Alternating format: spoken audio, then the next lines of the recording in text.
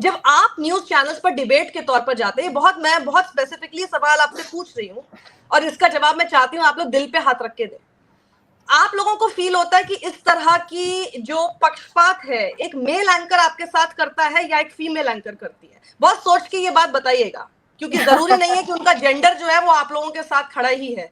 तो आप बताइए कि आप ऐसा पक्षपात महसूस मेल एंकर के सामने ज्यादा करती हैं या फिर फीमेल एंकर के साथ? प्रियंका जी पहले आप बताइए।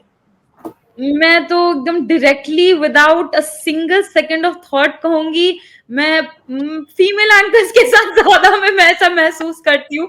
पता नहीं क्यों ऐसा लगता है, पर दे मतलब वो कभी इस तरीके से सपोर्टिव वे में नहीं दिखती है। एक आध मैं अपवाद छोड़ दूं तो, जबकि वो टारगेट करती हैं, पर हाँ ये तो कम से कम नहीं होता है कि कैरेक्टर के लेवल पे वो जाकर के टारगेट करती है, पर वो करती हैं।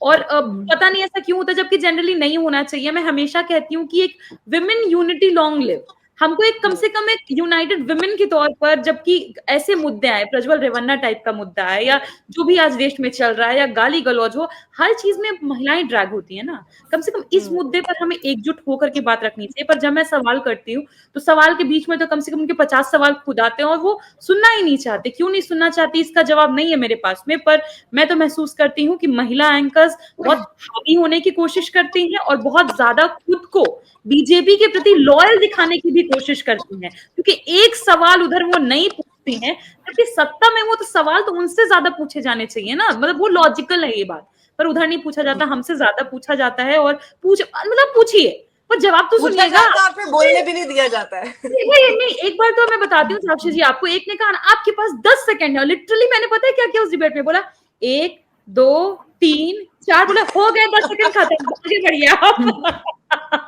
मैंने उससे 10 सेकंड में और क्या करूं?